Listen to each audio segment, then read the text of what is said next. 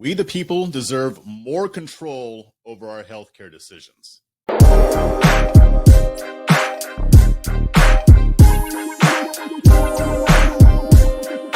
Hello, everybody, and welcome to another episode of A Fresh Perspective with Jeff Charles, where we prefer truth over narrative and principles over politics.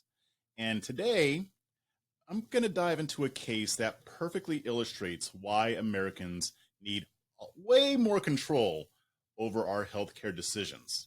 But before I do that, you know what to do. You know what to do.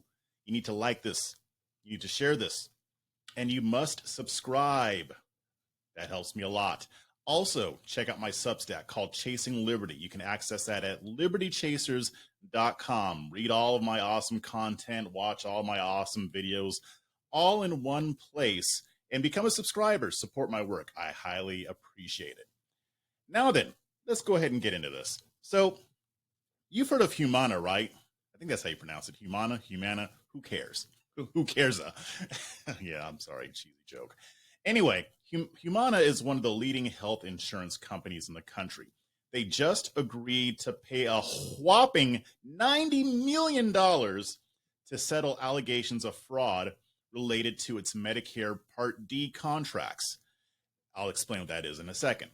This case, though, is a textbook example of why it's so crucial for consumers to have more control over our choices regarding our medical care. So let's go ahead and break this down.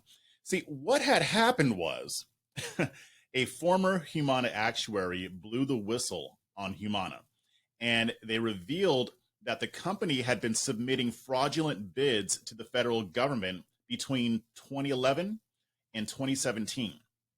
Now, these bids were part of Medicare Part D contracts. These are agreements that allow private insurers to offer prescription drug coverage to those who are on Medicare. Now, the lawsuit alleged that Humana manipulated the bidding process. What they did is they provided inaccurate numbers to secure these contracts. So basically, they indicated that they would pay more than what they actually intended to do for the drug coverage. This left the government and the people who benefit from Medicare, the Medicare beneficiaries, to have to foot the rest of the bill. Now, this isn't just a legal issue. It's a direct attack on the wallets of taxpayers, you and me, and those who rely on Medicare for their health needs. So what would this mean for people like you and I? Well, first, it's important to recognize that this isn't just about one company.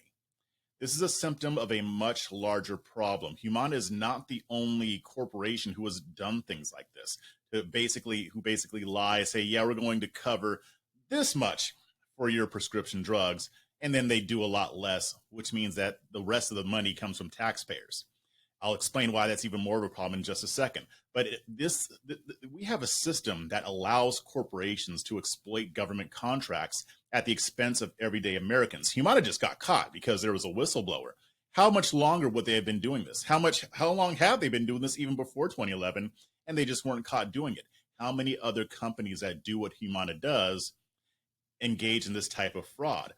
When they engage in this kind of behavior, you know, they're not the ones that have to pay it normally. I mean, in this case they will, but the costs will trickle down to all of us, whether it's through higher premiums or higher out-of-pocket expenses, or even increased taxes to cover government shortfalls.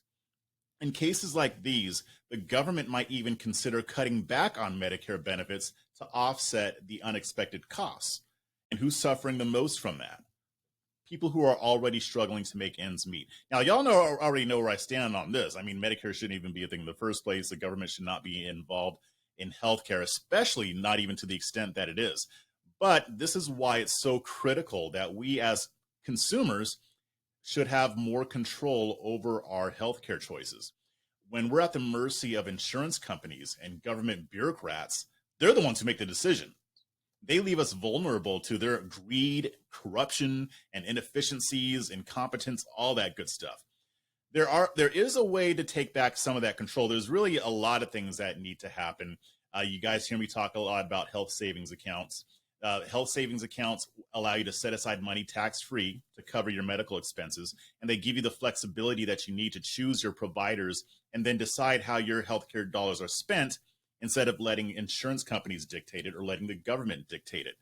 Now, the issue, though, is that a lot of people don't have health savings accounts, and the people who do, there's caps on them. They cap them at a certain amount. Those caps should be lifted. There shouldn't be any limits to the amount of money that you can put into your own health savings account, right? The government shouldn't have any say in that. If you want to save that money for healthcare, you should be able to do so as much as you want. This settlement with Humana is just the tip of the iceberg. It really it highlights the rot that's in our healthcare system, where corporate greed and government corruption and incompetence will leave the little guy, you and I, holding the bag. So it is time for a change. And I think part of that starts with giving consumers more control through health savings accounts, where you can use that to pay out-of-pocket expenses. You can use it to pay premiums, deductibles. You choose how that money is spent. And the cool thing is that you don't have to have your insurance company approve which medical professional you go to. If you have the money saved up, you go where you want. You pay out of that account, instead of having the insurance company say, well, no, we don't cover that doctor. We don't cover that professional. This would allow you to say, screw you. They shouldn't even call them health savings account.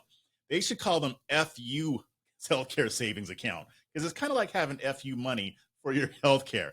All right, that was corny, but it's true. But anyway, I just wanted to kind of throw that out there, the news of that settlement. There will probably be more like this that I'll be sharing with you guys, unfortunately. But it just goes to show that when the government and major corporations are in control of healthcare, they're the ones that win. They win. We don't. We lose. So thank you guys for watching this. Tell me what you think. Let me know in the comments. If you found this information valuable, don't forget to like, share, and subscribe. And subscribe to my Substack, Chasing Liberty. And until next time, I'll catch y'all on the flip side.